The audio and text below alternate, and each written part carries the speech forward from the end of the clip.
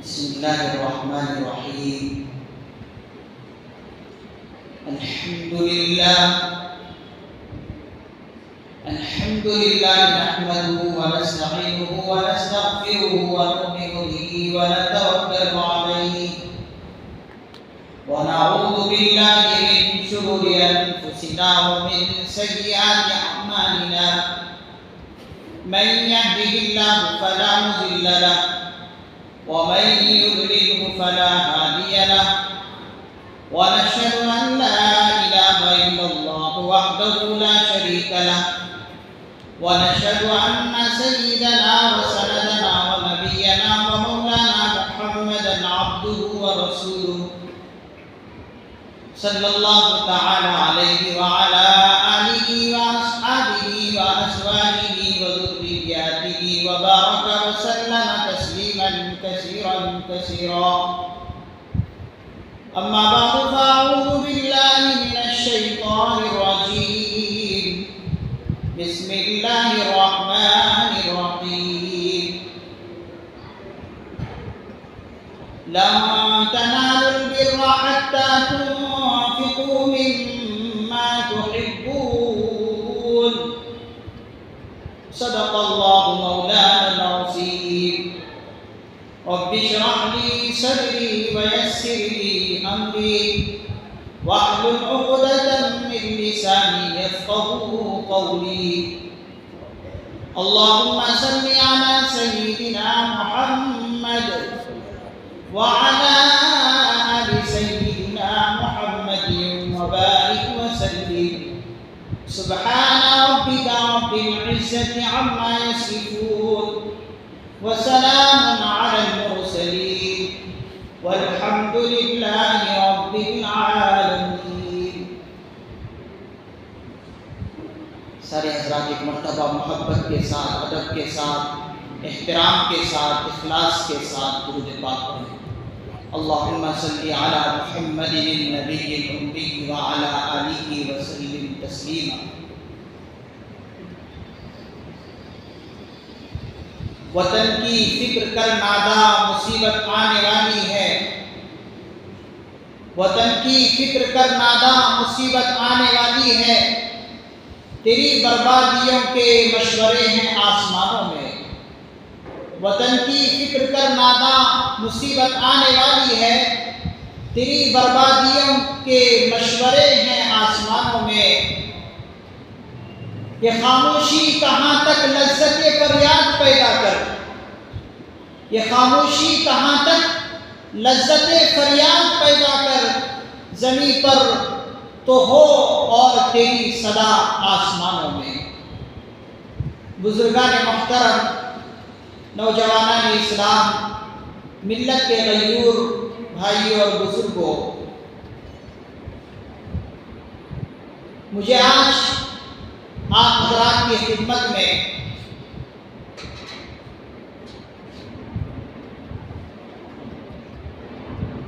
وقف بورڈ ترمیمی بل 2024 پر بھی کچھ باتیں عرض کرنی ہیں، اور ساتھ ہی ساتھ ہم نے جو کل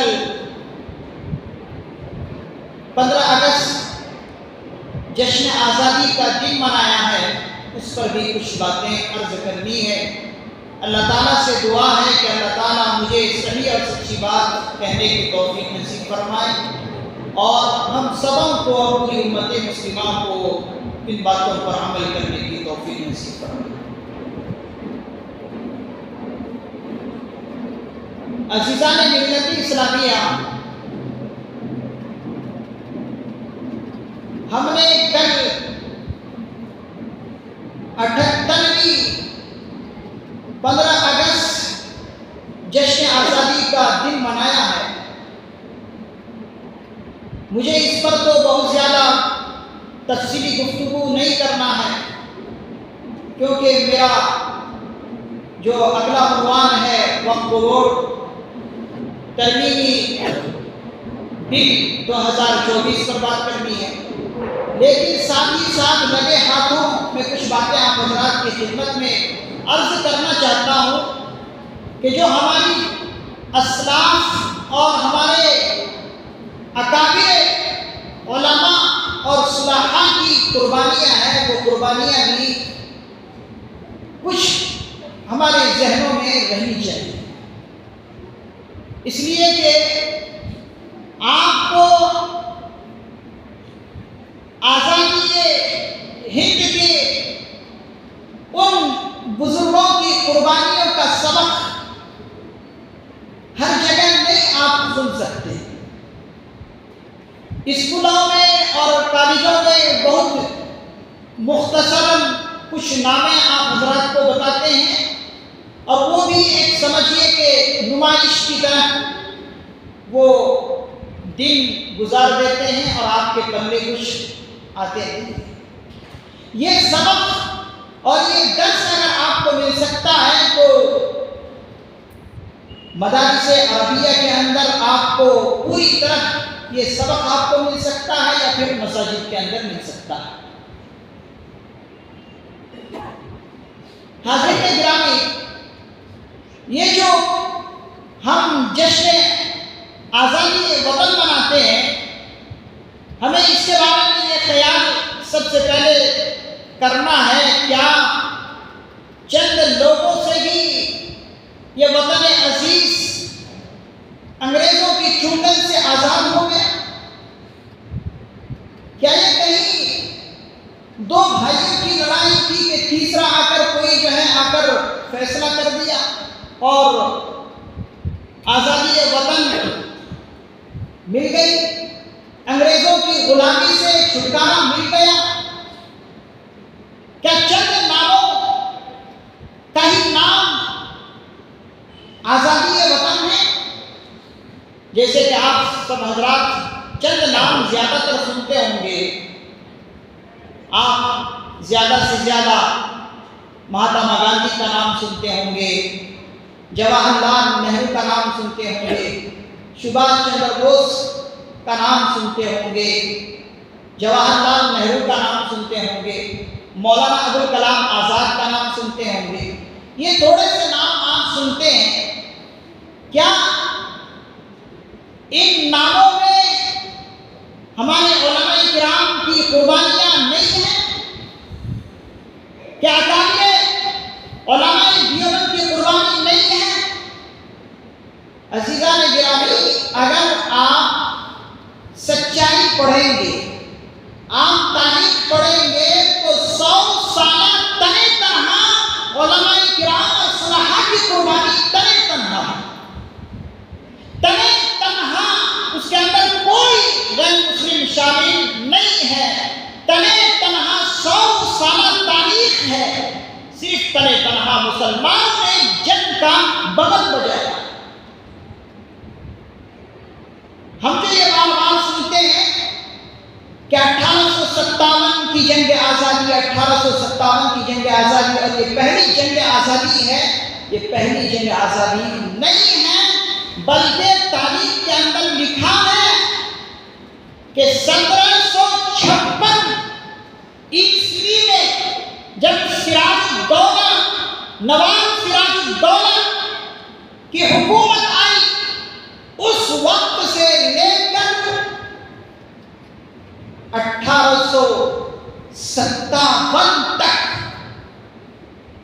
یہ آپ اگر دیکھیں گے تو زیادہ تر مسلمانوں کی قربانیاں، زیادہ تر مسلمانوں کی قربانیاں، کسی کے خواب و خیال میں بھی نہیں تھا کہ انگریزوں کے خلاف آواز بلند کرے،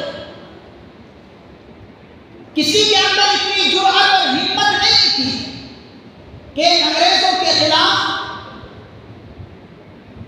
آواز بلند کرے، اس لیے کہ انگریز کہتا تھا کہ ہمارے زمانے میں، ہمارے دور میں سورج غروب نہیں ہوتا۔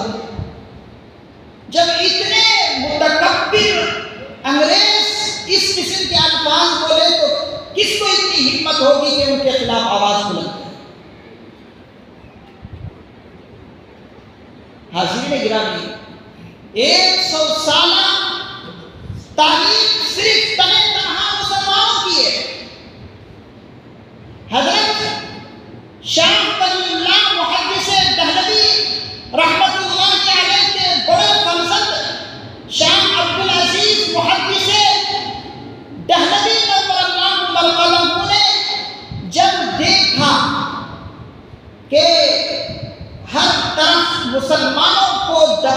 کوشش کر رہے ہیں انگریز اور ملک پر قبضہ جمائے ہوئے آگے بڑھ رہے ہیں، تو اس وقت سب سے پہلے جس مرد مجاہد کے ذہن میں یہ خیال آیا کہ آج سے ہمارا ہندوستان غلام بن چکا ہے، وہ کہنے والے کوئی عام شخص نہیں تھے، وہ حضرت شاہ عبدالعزیز محدث دہلوی نور اللہ مرکزہ نے یہ کہا تھا کہ آج سے ہمارا ہندوستان انگریزوں کا غلام بن چکا ہے، اور انہوں نے فتویٰ دیا کہ آج سے جب ہمارا ہندوستان غلام بن چکا ہے تو ہر مادر وطن کے فرزند پر اپنے اس وطن عزیز کو غلامی سے نجات دلانا فرض ہے۔ جیسے ہی یہ فتویٰ جاری حضرت شاہ عبدالعزیز محدث دہلوی نور اللہ مرقدہ نے کیا، تب جا کر ہمارے غیر مسلم بھائیوں کو شعور آیا اور ہمت آئی کہ ہاں انگریزوں کو یہاں سے بھگانا۔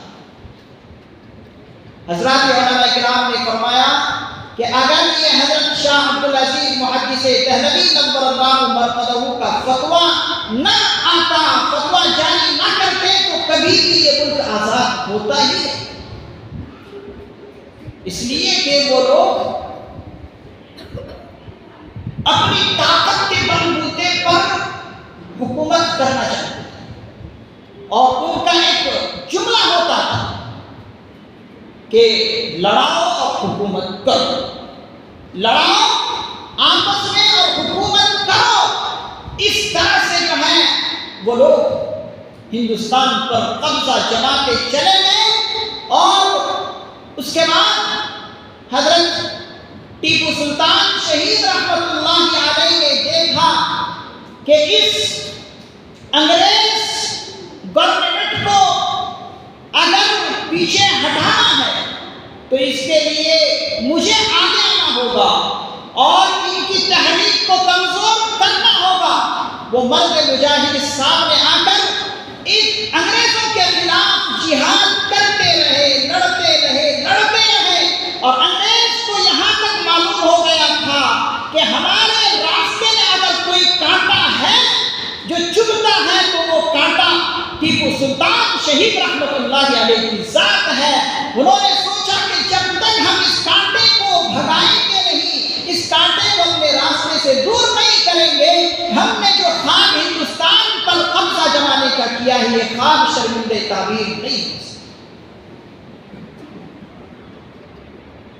اور حضرت ٹیپو سلطان شہید رحمت اللہ علیہ ایک چٹان کی طرح ان کے سامنے کھڑے ہو گئے۔ انگریز نے بار بار کہا کہ یہ ہمارے راستے ایک چٹان کی طرح ہے، پہلے انہیں شکست دینا ہے۔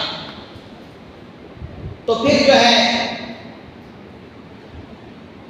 انگریزوں کے ٹکڑوں پر پڑنے والے کچھ لوگ غداری کر بیٹھے، اور حضرت ٹیپو سلطان شہید رحمت اللہ علیہ کو سرنگا پٹنم میں 1799 میں شہید کر دیا گیا، اور ان کی لاش پر کھڑے ہو کر ان ظالموں نے کہا، ان انگریزوں نے کہا کہ آج سے ہندوستان ہمارا، آج سے ہندوستان ہمارا ہے۔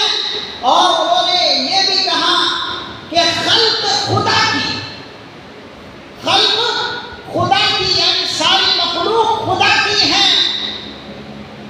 حکومت بادشاہ سلامت کا، اور حکم بھی چلے گا ہمارا۔ اس طرح سے جو ہے انہوں نے پھر 1857 میں جو مسلمانوں کے ساتھ ظلم اور بربریت کی گنڈی کھیل انہوں نے کھیلی، اور مسلمانوں کو اور برادران وطن کو جو اذیت اور تکلیف تھی وہ بہت ہی نہایت تکلیف تھی۔ مساجدوں کو مسمار کرنے لگے، مدارسوں کو ڈھانے لگے، اور ہر جگہ پر بس فساد ہی فساد، اور خاص طور سے ان کا نشانہ جو بنے ہوئے تھے وہ علماء کرام تھے۔ اور وہ لوگ یہ بھی کہتے تھے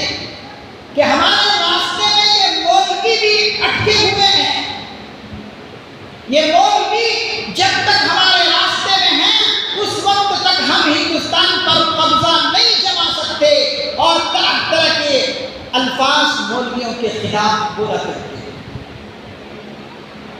حاضرین گرامی، 1857 کی جنگ آزادی میں حضرت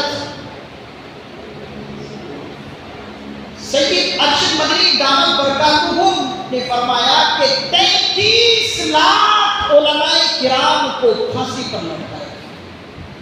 33 لاکھ، 30 پر 3 لاکھ علماء کرام کو پھانسی پر لٹکایا گیا، اور حضرت کلی فرما رہے تھے، کہہ رہے تھے کہ لال قلعہ سے لے کر جامع مسجد تک کوئی ایسا درخت خالی نہیں ہوتا تھا کہ جس درخت پر علماء کرام کی گردنیں نہ لٹکی ہوں، اور یہ گردنوں کو لٹکا کر انگریز ہندوستان کے مسلمانوں کو اور باشندگان وطن کو یہ روک ڈالنا چاہتے تھے کہ دیکھو ہم سپر پاور طاقت ہیں، ہمارے سامنے کوئی نہ آئے۔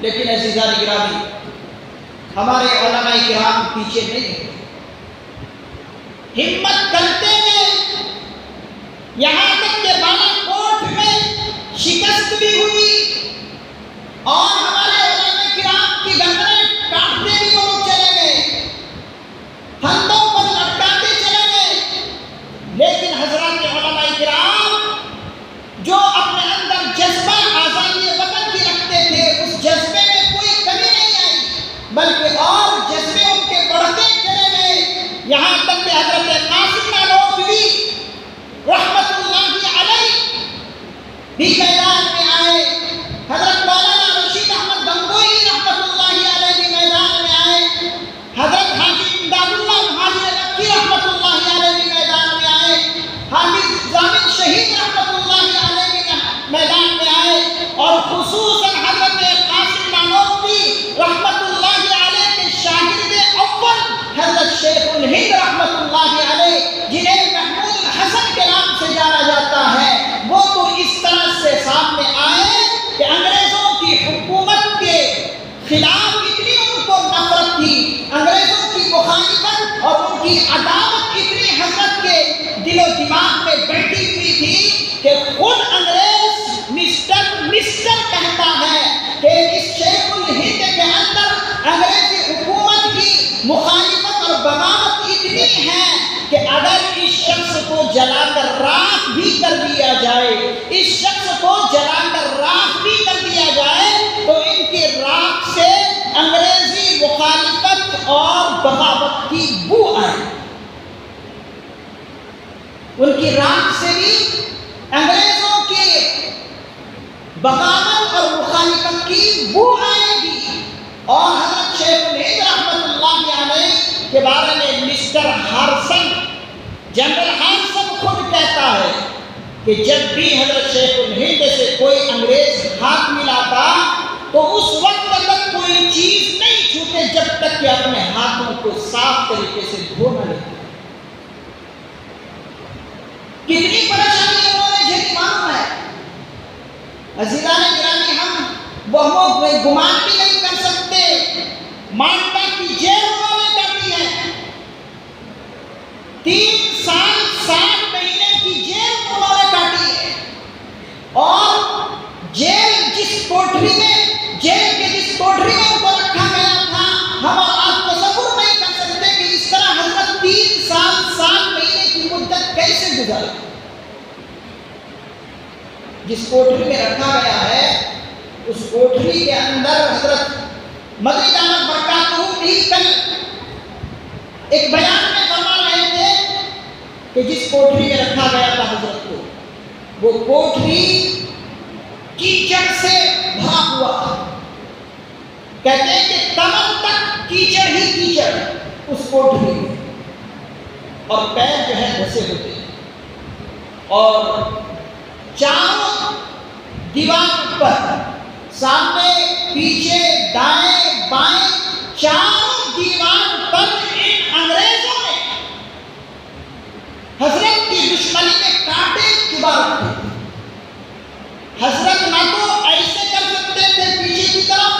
نہ آگے کی طرف جا سکتے تھے، نہ دائیں کی طرف سہارا لے سکتے تھے، نہ بائیں طرف سہارا لے سکتے تھے۔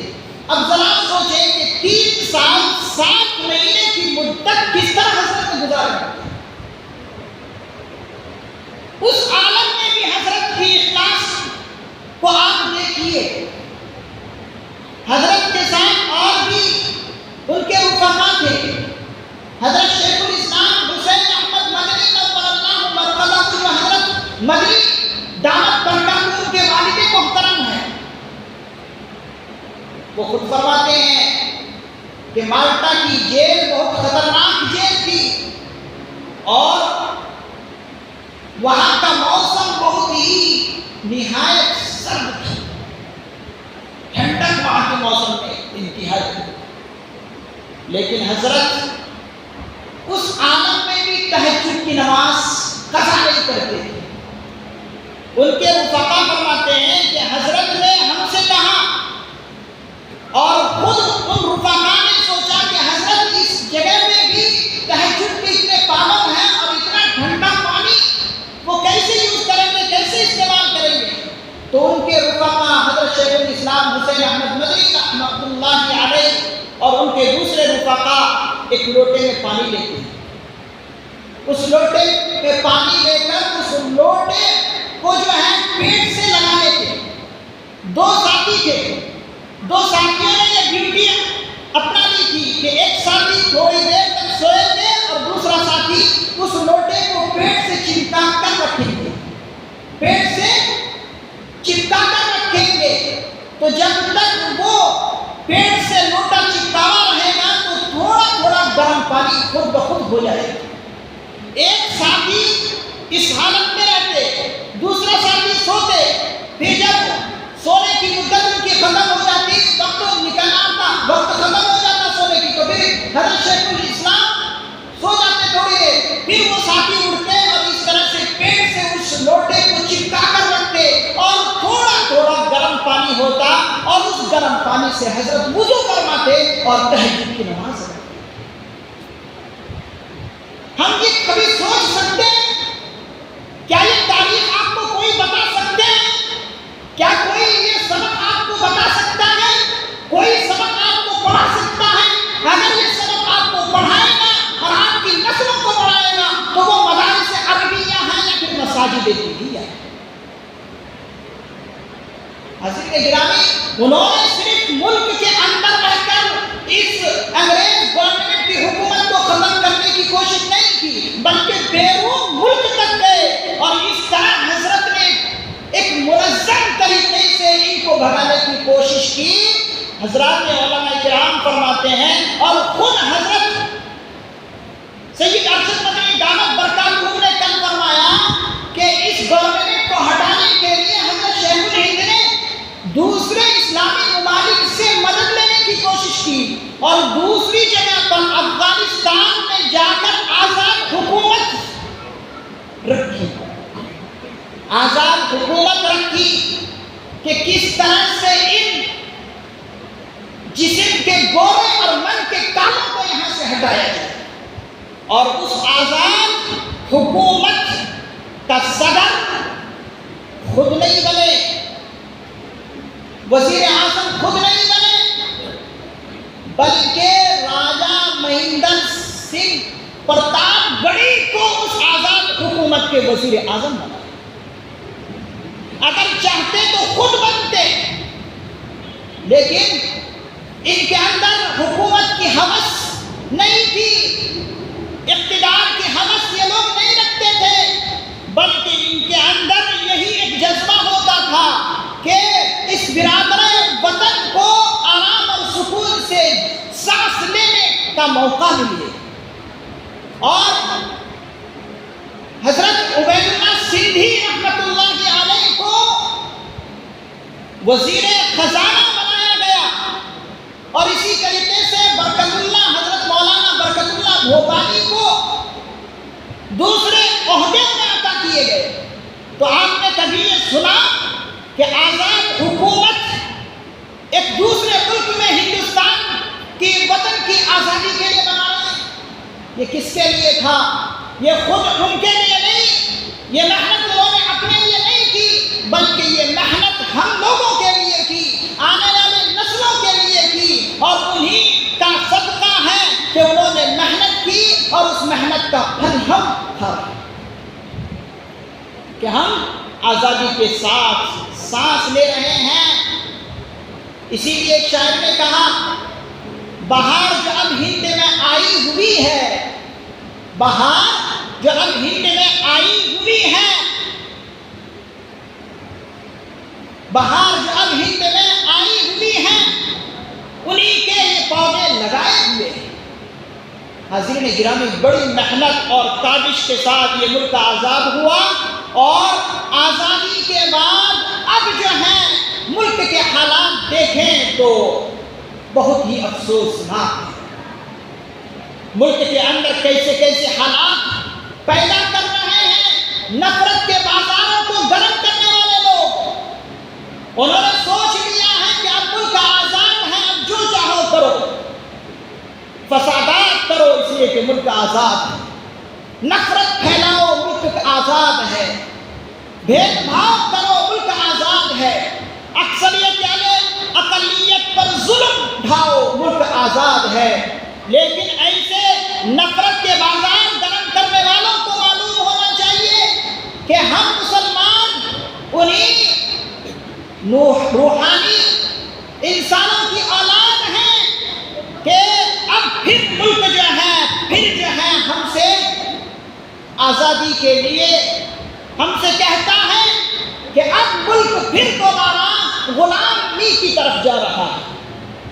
اسی لیے مسلمانوں سے خصوصاً حضرات اکابرین فرماتے ہیں کہ مسلمانوں اب پھر جو ہے بیدار ہو جاؤ، اب تعصب کی عینت کو ہٹا لو، اختلافات کی عینت کو ہٹاؤ اور اتحاد اور اتفاق قائم کرو، اور اس ملک کو پھر جو ہے امن کی طرف لے آؤ، اور اس ملک کو ترقی کے دہانے پر لے کر جاؤ۔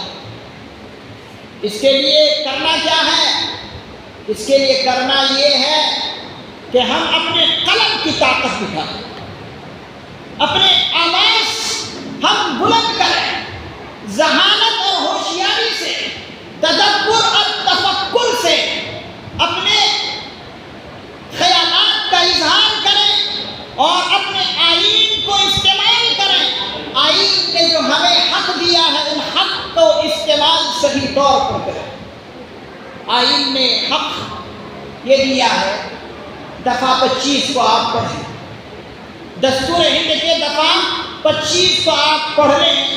اس دفعے کے اندر یہ ہے کہ ملک کا مسلمان اپنے آزادی کے ساتھ مدرسے بھی قائم کر سکتے ہیں اور اپنے اختیارات سے مدرسے چلا سکتے ہیں، اور اسی طریقے سے دفعہ 26 کے اندر یہ ہے کہ ملک کا مسلمان آزادی کے ساتھ تبلیغ بھی کر سکتا ہے، اور دوسرے لوگ اگر مسلمان ہونے کو اختیار کرنا چاہیں وہ آزادی کے ساتھ اسلام میں داخل ہو سکتا ہے۔ یہ دستور ہند ہمیں حق دیتا ہے، لیکن حاضرین گرامی کچھ لوگ مسلمانوں کی ترقی کو برداشت کرنا نہیں چاہتے، مسلمانوں کو سکون اور چین سے دیکھنا نہیں چاہتے، جس کی وجہ سے وہ طرح طرح کی احکامات لے کر آتے ہیں، طرح طرح کی بل لے کر آتے ہیں۔ ابھی آپ دیکھ لیں جو وقف بورڈ ترمیمی بل 2024 کا آیا، آپ میں سے کتنے لوگ پڑھے ہوں گے کہ اس بل کے اندر ہے کیا؟ آپ اس بل کو پڑھیں، حضرات علماء کرام پڑھ کر بتا رہے ہیں کہ اس ترمیمی بل میں 40 شق ایسے ہیں کہ جو مسلمانوں کے ساتھ صحیح نیت رکھنے والے لوگ نہیں رکھ رہے ہیں، ان کے حق کو دبانے کی کوشش کر رہے ہیں۔ آپ کچھ شق پڑھیے، آپ کو معلوم ہوگا وقف کے شرائط کیا ہیں، ان شرائطوں کو پڑھیے۔ وقف کی شرطوں میں سے ایک شرط یہ ہے کہ وقف کرنے والا جس نیت کے ساتھ زمین کو وقف کر رہا ہے وہ شرط اس طرح شریعت کے اندر مانی گئی ہے جس طریقے سے شریعت کے اندر نصوص اور قواعد پر انسان شریعت کے مطابق چلتا ہے، اس طرح سے واقف کی شرط کو مانا گیا۔ مثال کے طور پر واقف کرنے والا، وقف کرنے والا یہ کہتا ہے کہ میں اپنی زمین مدرسے کے لیے دے رہا ہوں۔ اب یہ شرط لگا رہے ہیں کہ میرا دینے کا مقصد کیا ہے کہ مدرسے بنانا، یہ شرط انہوں نے لگا دی۔ اب کہتے ہیں کہ اس شرط پر عمل کرنا اسی طرح ضروری ہے جس طریقے سے شریعت کے حکم پر عمل کرنا ضروری ہے۔ اب اگر کوئی انسان یہ چاہے کہ اس وقت کی ہوئی زمین جو کہ مدرسے کے لیے دیے ہے واقف نے، اب کوئی چاہے کہ وہاں قبرستان بنا لے یا کوئی چاہے کہ وہاں مسجد بنا لے، تو یہ اجازت نہیں ہے کسی شخص کو۔ گورنمنٹ بل کے کیا لے کر آ رہی ہے؟ گورنمنٹ یہ بل لے کر آ رہی ہے کہ ہم وقف بورڈ کو کلکٹر کے اختیار میں لیں گے، کلکٹر کا اس میں اختیار چلے گا، ضلع انتظامیہ کا اختیار چلے گا۔ اب ضلع انتظامیہ جو چاہیں گے اس زمین کے بارے میں فیصلے کر دیں گے۔ اب آپ اور میں ہاتھ دھر کے بیٹھ کے رہے، اب کیا کر سکتے ہیں آپ؟ اب کسی صوبے کے وزیر اعلیٰ ضلع انتظامیہ پر دباؤ ڈالتا ہے کہ اس زمین کے بارے میں یہ کاغذ لکھو۔ اب بتائیے کلکٹر اور ضلع کا انتظامیہ کچھ کر سکتا ہے وزیر اعلیٰ کے سامنے؟ ان کو تو ان کی بات پر چلنا پڑے گا۔ اب جو بھی وہ زمین پر دستخط کریں گے جس حساب سے، اب وہی ان کو کرنا پڑے گا۔ اب بتائیے اب ہمارے اور آپ کے اختیار میں کیا رہا؟ دینے والے کس کے لیے دیے؟ مدرسے کے لیے دیے، اور فلاح و محمود کے لیے دیے، مثال کے طور پر اسکول کے لیے دیے، اسکول آپ قائم کرو۔ اب آپ اپنا اختیار چلا سکتے ہیں؟ نہیں چلا سکتے۔ تو دیکھیے یہاں پر مذہبی عمل سے حکومت کی مداخلت ہے کہ نہیں ہے؟ اور یہی ہم کہنا چاہتے ہیں کہ مذہبی معاملات میں حکومت کو دخل اندازی کی بالکل شرعی اجازت نہیں ہے، نہ دستور میں آپ کو اجازت دی ہے، لیکن کرنے والے کر رہے ہیں۔ بے شمار شت ہے کہ آپ اگر پڑھیں گے تو آپ دنگ رہ جائیں گے۔ میں بتا رہا ہوں 40 شت ایسے ہیں کہ ہمارے علماء کرام کی نیندیں انہوں نے حرام کر دی ہے۔ حاضرین گرامی، حضرات علماء کرام فرماتے ہیں فوجی اور سرکاری زمین کے بعد سب سے زیادہ اوقاف کی زمین مسلمانوں کی ہے۔ سرکاری اور فوجی دستوں کے بعد جو سرکاری زمین، ان کے بعد سب سے زیادہ اوقاف کی زمین ہے وہ مسلمانوں کی ہے۔ اب مسلمانوں کے پاس جب اتنی ساری زمین ہے تو اب جو ہے دشمنان اسلام سے رہا نہیں جا رہے ہیں کہ ان کو کسی طرح جو ہے اپنے قبضے میں لیا جائے۔ اور آپ بتائیے ذرا، بہت ساری مساجدیں ایسی ہیں جو 400 سال 500 سال کی مسجدیں ہیں۔ اب گورنمنٹ اس بل کے اندر یہ شک بھی لے کر آئی ہے کہ جو مسلمان 5 سال ہو گئے اسلام میں رہتے ہوئے، 5 سال رہ گئے، 5 سال ہو گئے مسلمان رہتے ہوئے، اب وہی مسلمان وقف کر سکتا ہے۔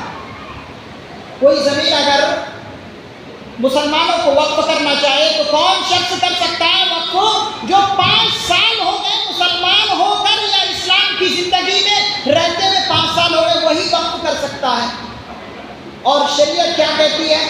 شریعت یہ کہتی ہے کہ اگر ابھی کوئی مسلمان ہوا، ابھی کوئی ہندو سے مسلمان ہوا، اگر وہ چاہے اپنی پوری جائیداد بھی جو ہے وقف کر سکتا ہے، لیکن گورنمنٹ کہتی نہیں 5 سال کی مدت پہلے پوری کرو تب جا کر وقف کرو۔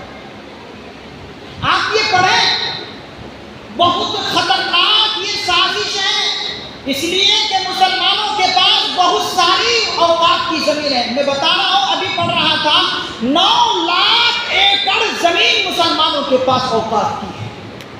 9 لاکھ 60 एकड़ जमीन मुसलमानों के पास है। अब इतनी सारी जमीन पर नजर किसकी नहीं होगी?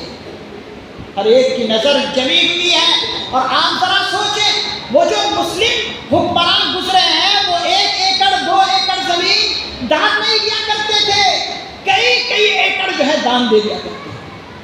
अब आप हमारी मस्जिद को देख लें, जिस बंदे ने वक्फ के लिए इस जगह को दिए हैं, कितनी बड़ी मस्जिद है, कितने एकड़ में जमीन है। तो जब एक अदना आदमी इतनी जमीन वक्फ के लिए दे रहे हैं, तो जो हमारे मुस्लिम हुक्मरान रहे होंगे, बादशाह रहे होंगे, वो कितनी एकड़ जमीन दिए होंगे। अब इतनी एकड़ जमीनों पर नजर दुश्मनों की लगी हुई है मुसलमानों। अब हमें जो है इसके बारे में फिक्र करना है कि औकाफ की ज़मीन की हिफाजत हम किस तरह कर सकते हैं। आप अपनी ज़बान से सच्चाई उगलिए, आप अपने कलम की ताकत से सच्चाई को सामने रखें, ज़हानत से, होशियारी से, तदब्बुर से आगे बढ़िए। और जो दस्तूर हिंद ने इस बिरादराने वतन को और मुसलमानों को और दूसरी बिरादरियों को, दूसरे मजहबों को हक दिया है, वो हक हर एक को देने की आप और मैं कोशिश करें। अल्लाह ताला से दुआ है, अल्लाह ताला मुझे भी और आप हजरात को भी अमल करने की तौफीक नसीब फरमाए, और अल्लाह ताला हमारे इस मुल्क को और तरक्की के राहों पर चलाए, और अल्लाह ताला हम सबों को खिदमत खल्क सच्चाई के साथ इस मुल्क की करने की तौफीक नसीब फरमाए। बाक़ी दावाना अल्हम्दुलिल्लाह रब्बिल आलमीन।